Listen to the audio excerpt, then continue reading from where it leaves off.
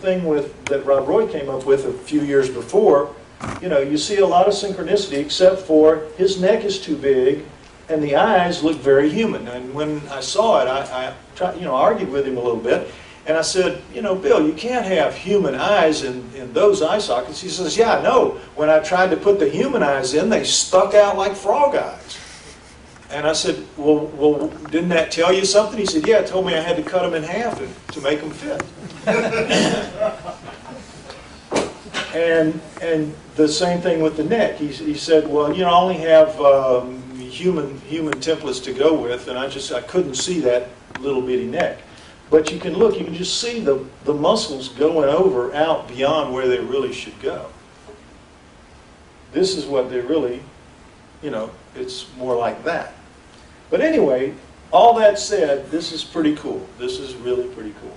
And if you watch how he did it, it really is cool. And you'll see those neck muscles go on, and he'll expand them out.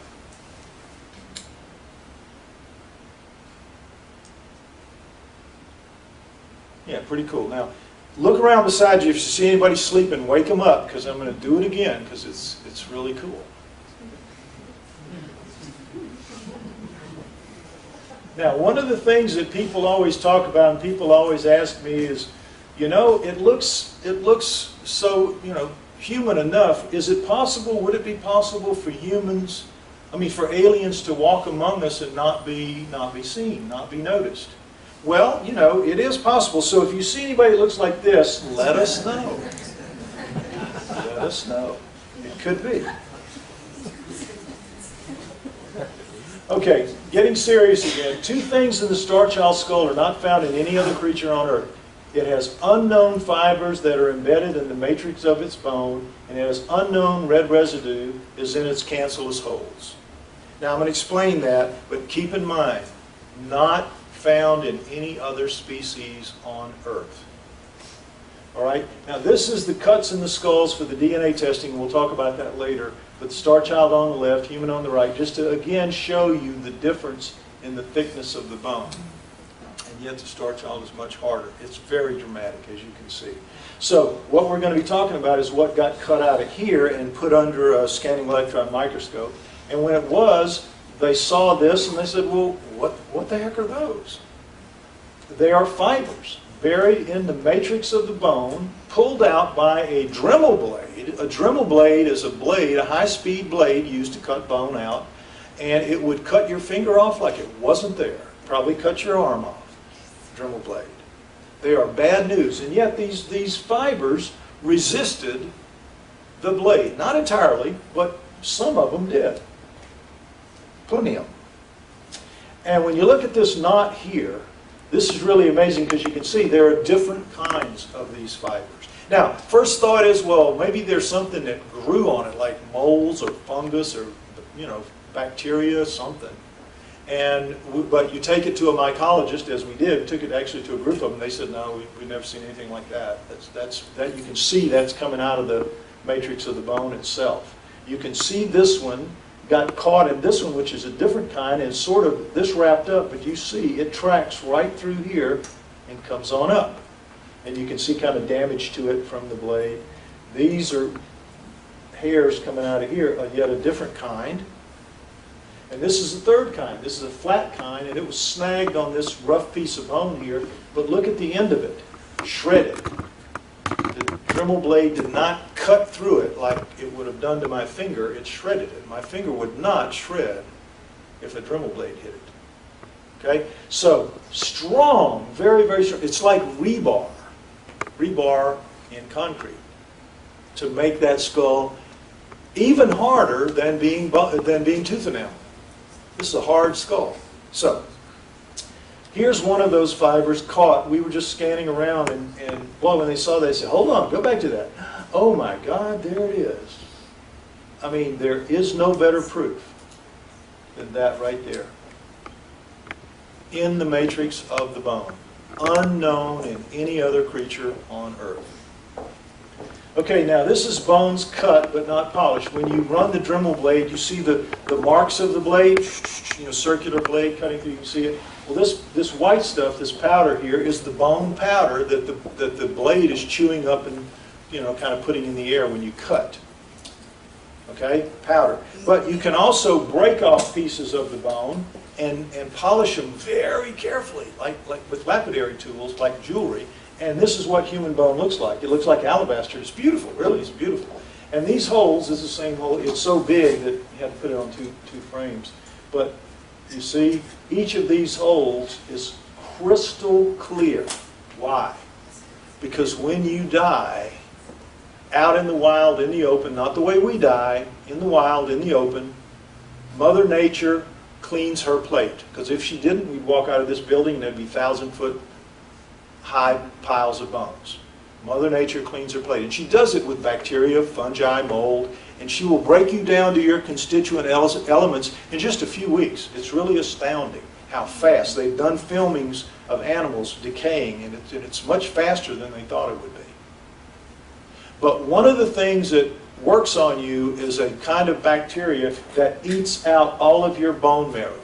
Every single drop of bone marrow goes, and as you can see, this is what's left, is shining holes. You could eat out of those after the bacteria, they're so clean. Okay? With the Star Child, not so. You've got this stuff. We don't know what it is, but you got plenty of it.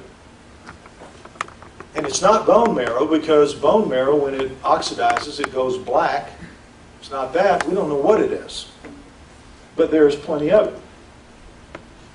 Now, we haven't had the money to do either the fibers or the red residue, because there are no protocols for recovering this sort of stuff. Nobody's ever seen it before. Nobody's ever heard of it. It's microscopic in size, very small, and it's very expensive to do all this. And once you got it out, then what test do you run? You don't even know what to do there. This is not to say it's never going to be done. As soon as we prove the Star Child is what it is, and it's okay for scientists to work on it. You know Otzi the Iceman, found in the Alps? Excuse me, surely you do. They've spent $30 million in the past few years on it, doing every kind of conceivable test you can imagine. They'll do the same sort of thing to Star Child when it's okay, when they have permission to do it from the higher authorities that run their sciences. So we haven't been able to do it. Why? There's another reason. It doesn't matter. It doesn't matter. Nothing we do from a physical standpoint matters to science. Nothing. I had one of these people that I talked to, and I was really challenging him and really sticking it to him and all that. He said, listen, I don't care if you stack up 10,000 of those differences. It does not matter. Why?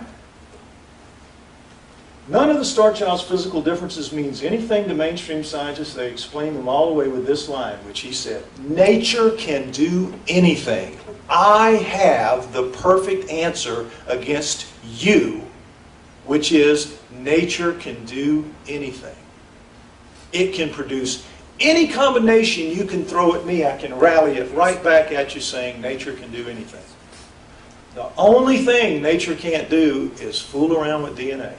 Only DNA impresses mainstream scientists because DNA is the math of biology. It's their tool. It's their favorite weapon. So what that means is we get to run them through with their own sword. Isn't that cool? Run them through with their own sword. Like 2 + 2 = 4. DNA says what it says every time with undeniable precision. If we make our case with DNA analysis, we will win, and we can make our case with DNA. We know that now. It's been a long, hard slog that I'm going to tell you about, but we can do it. All right, here's how it works. You have to start paying attention now. Put the thinking cap on for those of you who don't understand this. I'm going to make it clear. I'll go slow. Everything about the Star Child comes down to its DNA. All of the cells in our body, except the sex cells, blood cells, forget about that, 99.99%, the cells in our body have the same thing. A nucleus with all of our chromosomal package that we receive from our mothers and our fathers. 23 chromosomes from mom, 23 chromosomes for dad, make a combination of 46 chromosomes. You with me? The chromosomes are made up of genes, about approximately 30,000 genes. They argue between 20 and 30,000. 30,000 is the high side, 20,000 is the low side, 25,000 is an average. Okay? Still not exactly sure. The genes are made up of the coiled strands of DNA.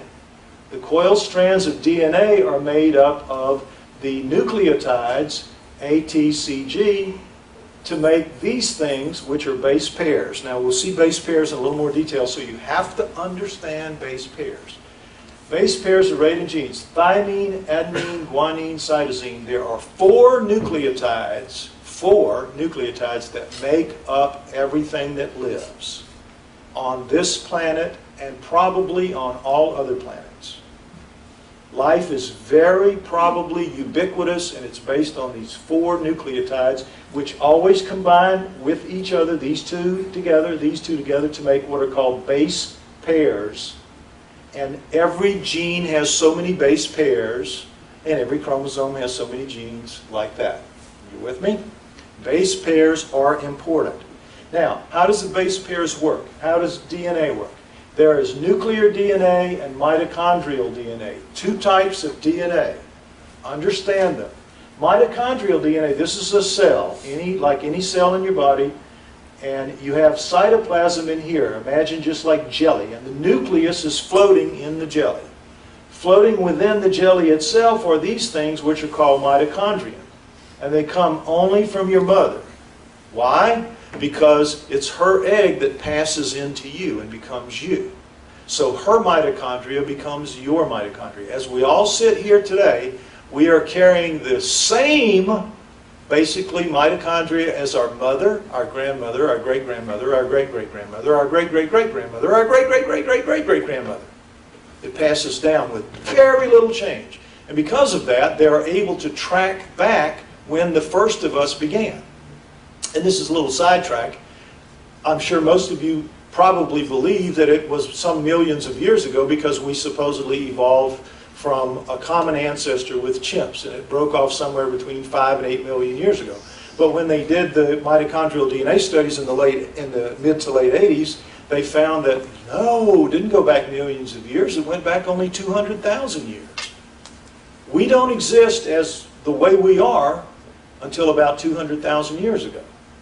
Big surprise. Big war between the anthropologists who had the bones that insisted that it had to be done by evolution, and we had the geneticists saying, doesn't matter what you say, we've got the evidence here. And guess what? Because of DNA, because of the power of DNA, the geneticists have won. They just have beaten the anthropologists bloody. And so the anthropologists had to come back with, okay, Occam's razor at work. There must have been a bottleneck at around 200,000 years, and everything, all the humans, pre-humans died, except just this few little breeding pair, and everybody evolved from there at around 200,000 years ago. The bottleneck. I don't know if you've heard about it, but this is how the anthropologists explain what for them has to be true against what for the geneticists is true. Okay? So, the mitochondria, 16,000 base pairs in each one of these. A little more, 16,600, something like that. But just say 16,000. Keep the number in mind. Pretty good sized number, but not too big. Now, in the nucleus, because all the chromosomes, the 23 chromosomes from mom, 23 chromosomes from dad, when you put that together, you get 3 billion base pairs. 3 billion base pairs. Now we have that, we share that with chimps,